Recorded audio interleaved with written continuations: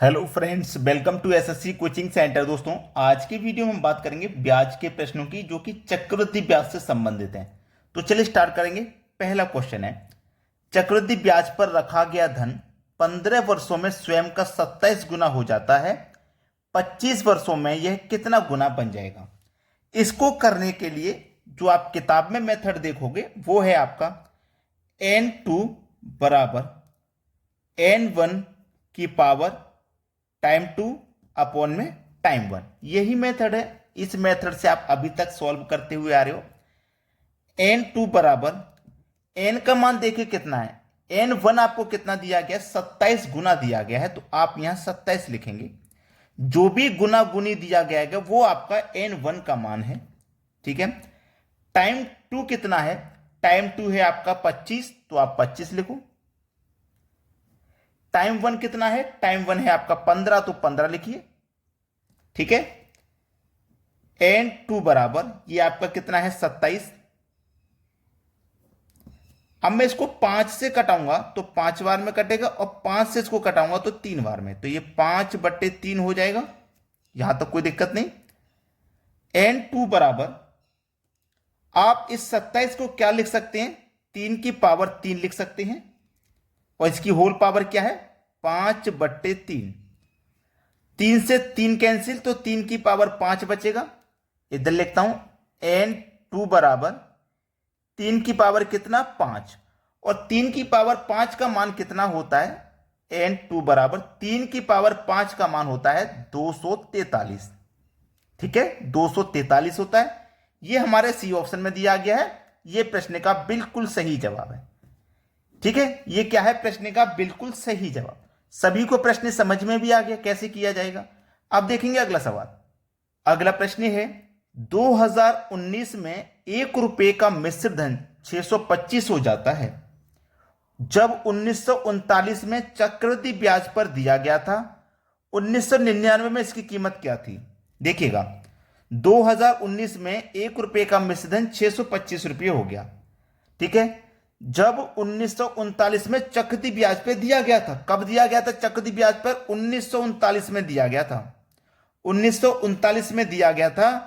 और 2019 में कितना हो गया भाई, 1939 में दिया गया था, 2019 में कितना हो गया, आप बोलेंगे सर 625 रुपए हो गए।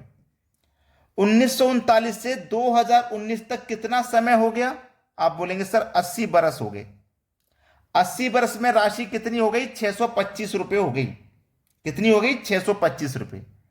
हमसे पूछा है उसने कि 1999 में इसकी कीमत क्या थी, 1999 में इसकी कीमत क्या थी। चलिए, हमें यह पता है कि 80 बरस में कितना हो गया था पैसा, 625 रुपया हो गया था 80 बरस में, है ना। 80 बरस में यानी कि 80 ईयर में कितना हो गया था पैसा, 625 रुपया हो गया था। हमसे जो पूछा है 1999 में इसकी कीमत क्या थी, जैसे कि 1939 में दिया गया था, और 1999 में इसकी कीमत क्या होगी, यही तो पूछा है।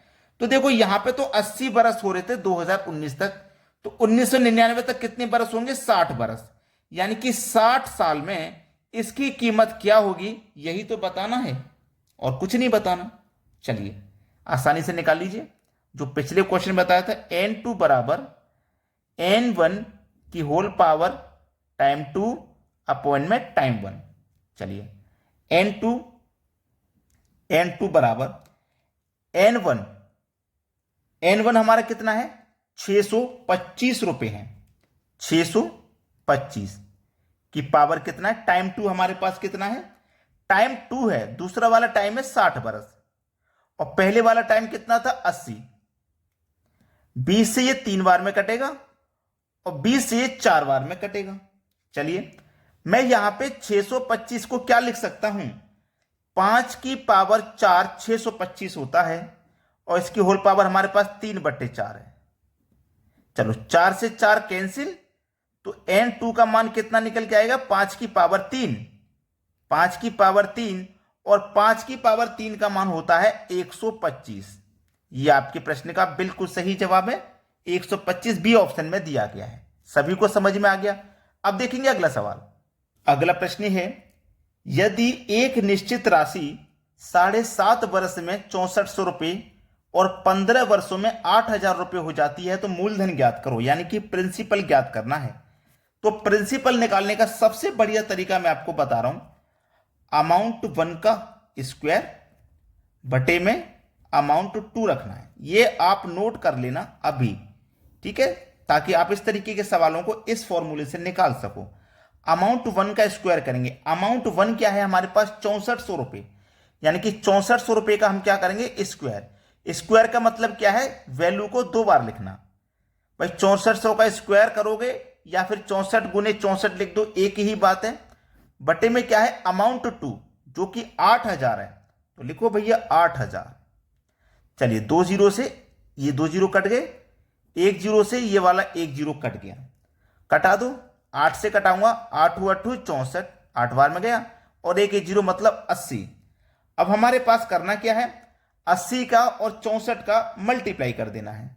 80 का और 64 का मल्टीप्लाई करेंगे, देखो ये जीरो आ जाएगा लास्ट में, 8 चौके 32 का 2, कैरी का 3, 8 छिंग 48 और 3 51 हो जाएगा, मतलब 5120 बिल्कुल सही जवाब है, जो कि आपके बी ऑप्शन में दिया गया है। सभी को समझ में आ गया।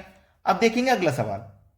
अगला सवाल है, अगर कोई धन 8 वर्ष में 3 गुना हो जाता है तो कितने समय में यह अपने से 243 गुना होगा।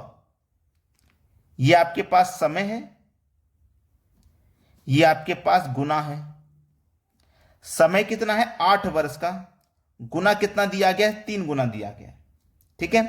तो हमसे पूछा क्या है, कितने समय में 243 गुना हो जाएगी, कितने समय में हो जाएगी, नहीं पता। नहीं पता तो x मान लो, कितनी हो जाएगी 243 गुना।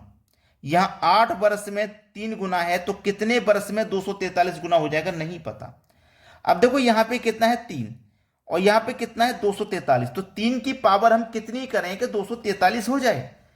देखो 3 गुने 3 9, गुने 3 27, गुने 3 81, गुने 3 81 का गुना 3 से करोगे तो आपका 243 मिलेगा। तो देखो 1 2 3 4 5 आया है, कितना आया है हमारे पास 5 आया है, यानी कि 3 का गुना हमने 5 बार किया। तो 3 का गुना 5 बार करने का मतलब क्या है, 3 की पावर 5, यही तो है इसका मतलब, 3 की पावर 5, यही इसका मतलब है। तो ये जो पावर आई है ना ये 5, यानी कि ये मान लीजिए हमने 5 बार गुना किया है, तो इस 5 का, इस पावर 5 को ले लो, चाहे 5 बार गुना किया है 5 ले लो, इसका हमें मल्टीप्लाई करना है जो पहले वाला समय है 8। तो 5 का 8 से मल्टीप्लाई कर दो, कितना आ जाएगा 40, मतलब 40 वर्ष में 243 गुना हो जाएगी। अब देखेंगे अगला सवाल। अगला प्रश्न है, कोई धन चक्रवृद्धि ब्याज से 15 वर्षों में 2 गुना हो जाता है तो कितने समय में यह अपने से 8 गुना हो जाएगा। इधर लिखो समय, इधर लिखो गुना। समय कितना है, देखो 15 वर्ष का समय है, और गुना कितना है 2 गुना है, ये लिख रहा है 2 गुना, यानी कि 15 वर्ष में 2 गुना हो रहा है। तो कितने समय में, हमें समय नहीं पता, नहीं पता तो x मान लेते हैं, कितने समय में 8 गुना हो जाएगा। तो मैं इस 2 की पावर कितनी करूं कि 8 हो जाए। चलिए 2 गुने 2 4 और गुने 2 8, यानी कि 3 बार मल्टीप्लाई हुआ है ना, 3 बार, तो 3 लिखिए, और इस 3 का मल्टीप्लाई कितने से करेंगे, पहले वाले समय से करेंगे, यही तो बताया मैंने, पहले वाला समय है 15, तो 15 त्रिक 45 हो जाएगा। तो कितना समय लगेगा भैया, 45 बरस का समय लगेगा 8 गुना होने में, 45 बरस, जो कि आपके डी ऑप्शन में दिया गया है, ये बिल्कुल सही जवाब है। अब देखते हैं अगला सवाल। अगला प्रश्न है, चक्रवृद्धि ब्याज पर जमा की गई 12,000 रुपए की धनराशि 5 वर्ष में 2 गुनी हो जाती है, 20 वर्ष बाद यह कितनी होगी। यहां लिखो समय और यहां लिखो गुना। ये पहले के 2 सवाल मैंने कराए हैं, उनसे थोड़ा अलग है। समय कितना है 5 वर्ष का है, और 5 वर्ष में कितनी हो रही है 2 गुनी हो रही है, तो 2 गुनी लिख लो, 5 वर्ष में 2 गुनी। फिर बोला है 20 वर्ष बाद यह कितनी हो जाएगी। समय दिया गया 20 वर्ष का, कितने गुना हो जाएगी ये नहीं पता, ये नहीं पता अभी तक कितने गुना हो जाएगी। देखो ये जो बाद वाला समय है इसको लिखो, बाद वाले समय में पहले वाले समय से डिवाइड कर दो, कितनी बार डिवाइड हो जाएगा भैया 4 बार डिवाइड हो जाएगा। कितनी बार डिवाइड हो जाएगा 4 बार, ठीक है। यहां मुझे ये पता लग गया कि 4 बार ये डिवाइड हो जाएगा, ठीक है, 4 बार। अब ये जो 4 बार डिवाइड हुआ है, याद रखना, ये जो 4 बार डिवाइड हुआ है ना, इस 2 को यहां लिखो, इस 2 की पावर 4 करो, तो 2 की पावर 4 का मान कितना होता है? 16। कैसे करना है फिर से समझ लीजिए। 5 वर्ष में 2 गुना हो रही है, तो 20 वर्ष में कितनी हो जाएगी? 20 वर्ष का पूछा है ना, तो इस 20 में पहले वाले समय से मैं डिवाइड कर दूंगा, 4 बार जाएगा। तो जो पहले हो रही थी ना 2 गुना, इसी की पावर रख दो। जो हमारा 4 आया ना, तो पहले 2 गुना हुई थी, मतलब 2 की पावर 4 रख दो, तो 2 की पावर 4 का मान 16 हो जाएगा। कितना हो जाएगा? 16। इस 16 में जो हमारा 12,000 रुपए की राशि है, इससे गुना कर दो, ठीक है। 12,000 रुपए की जो राशि है, इससे गुना कर दो, आंसर आ गया। 1 2 3 0 तो आ जाएंगे भाई लास्ट में, ठीक है। 12 छिंग 72 का 2, कैरी का 7 रहेगा, 12 एकम 12, 7 जोड़ दो 19, 192,000। कितनी हो जाएगी? 192,000 हो जाएगी, जो कि हमारे डी ऑप्शन में दिया गया है। बेहतरीन क्वेश्चन। तो वीडियो कैसा लगा कमेंट करके जरूर बता देना। अभी तक अगर आपने लाइक नहीं किया वीडियो को, तो लाइक जरूर कर दें, ठीक है दोस्तों, धन्यवाद।